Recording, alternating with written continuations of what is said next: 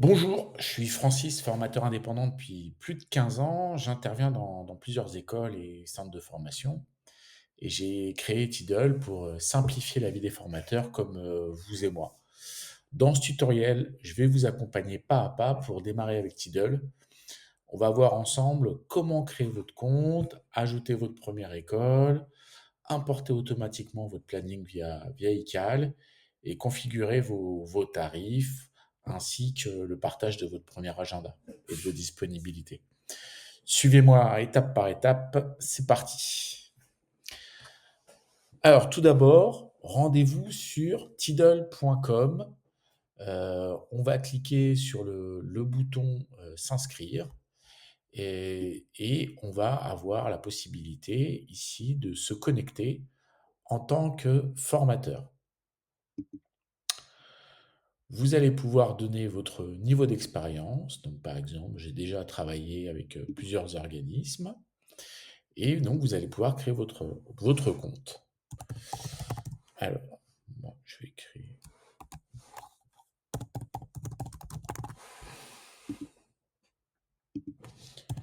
Vous rentrez votre nom de famille, un mot de passe.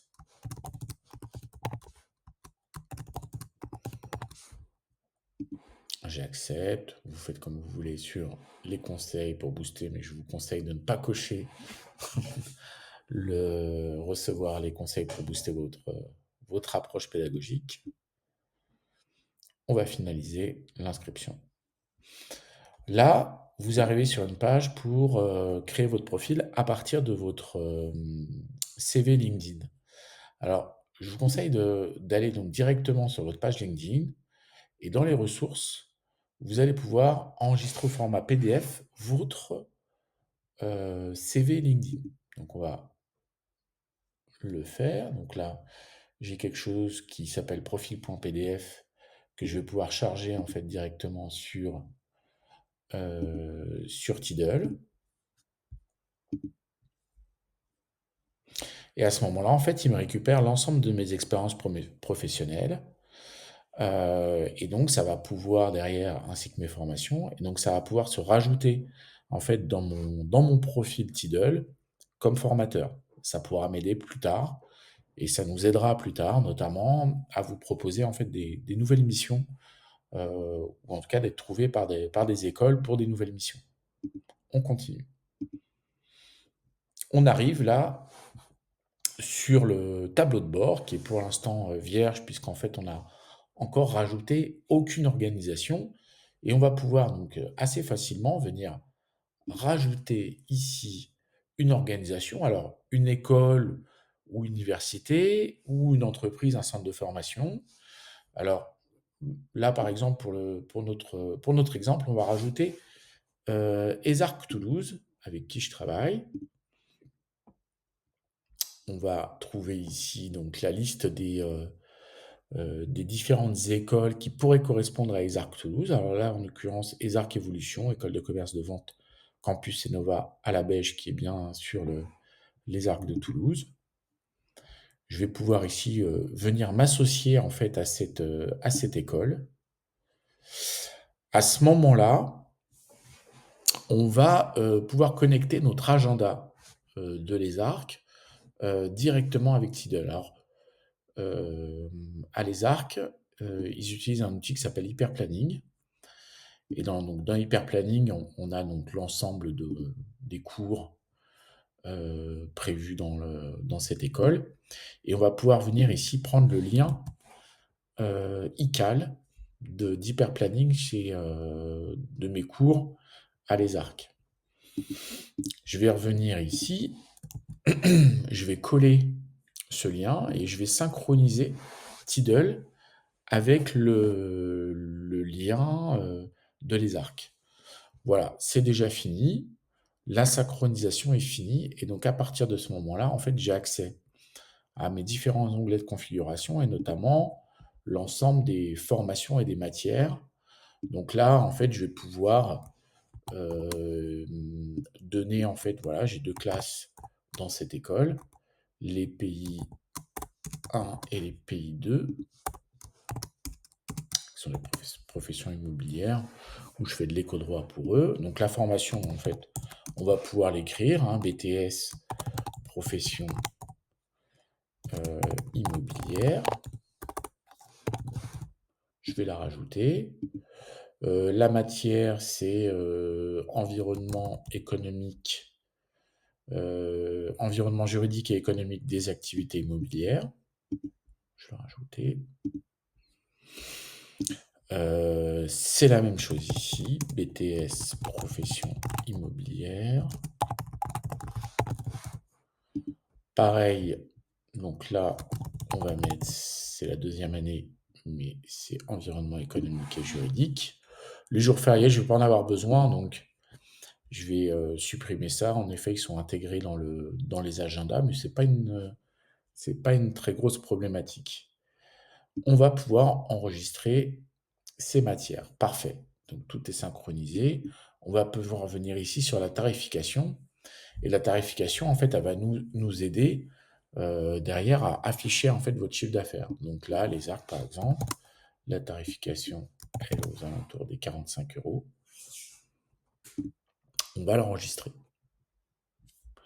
Je vais pouvoir aussi rajouter un contact, un email professionnel. Donc Pierre, par exemple, Pierre Arthur at esg.fr. Donc c'est bien Pierre Arthur. Sa fonction, c'est le responsable pédagogique.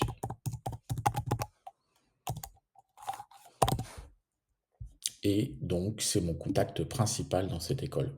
Il aura la possibilité de consulter mon planning. J'enregistre. Là, j'ai fini de configurer entièrement ma première école. Si je retourne ici dans mon tableau de bord, je vais voir que mon chiffre d'affaires prévisionnel de ce mois-ci, donc là on est en janvier, va être dans l'école de 788 euros. J'ai mes prochaines interventions. Je sais que j'ai un client actif. Et donc, je vais pouvoir maintenant proposer à cette école de partager en fait ce calendrier. Puisque pour l'instant, mon planning, il est ici. Et on voit que, en effet, je travaille avec eux le lundi, plutôt le lundi généralement d'ailleurs. Voilà, et donc ce planning, je vais pouvoir le partager pour leur donner l'ensemble de mes autres disponibilités s'il y a besoin en fait de décaler des cours, par exemple. Donc pour partager mon calendrier, il y a différentes façons de le faire. Mais enfin, aujourd'hui, nous allons voir la manière la plus directe. C'est de créer en fait un lien public ici, euh, où je vais pouvoir masquer ou détailler en fait euh, les éléments en fait de mon planning. Donc par exemple, je peux masquer mes cours ou pas. Bon, en l'occurrence, puisque eux ils connaissent mes cours, je peux les laisser détailler. Je vais leur permettre évidemment de lire ce planning, mais ils l'ont déjà, mais surtout de réserver. Je vais dire que cette validité, elle est pour l'ensemble de l'année, et je vais donner un nombre de réservations illimité. Voilà. Je vais partager ce planning. Je vais avoir maintenant en fait ce lien que je vais pouvoir venir partager ici. Alors, je vous montre un peu ce que ça peut donner. Voilà, donc là, mon responsable, Pierre Arthur, il pourra voir donc l'ensemble de ce planning. Et en effet, il verra quand je travaille avec lui et quand je ne travaille pas avec lui. Et à ce moment-là, en fait, il aura la possibilité, en effet, de réserver éventuellement un planning. Donc là, par exemple, il voit que le 6 janvier, je suis disponible, il peut prendre le 6 janvier. Ou s'il le souhaite, venir ici et via un système de réservation unique ou multiple, s'il a besoin de plusieurs sessions de formation, venir me proposer en fait différentes formations qui dureront 3h30, par exemple, s'il le souhaite, 10 sessions de 3h30. Je vais jusqu'au bout pour vous montrer ce que ça peut donner. Donc là, il y a 10 sessions de 3h30 qui ont été prévues là pour les prochaines semaines. Je vais continuer, donc là ce sera de l'éco droit. Ou directement, voilà. La formation, ce sera des BTS MCO par exemple. Il pourra mettre évidemment ses coordonnées.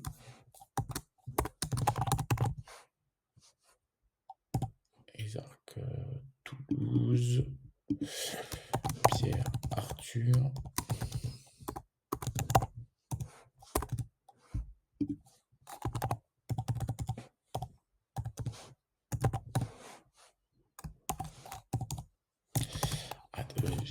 .fr, son numéro de téléphone, qui n'est pas celui-là, mais voilà.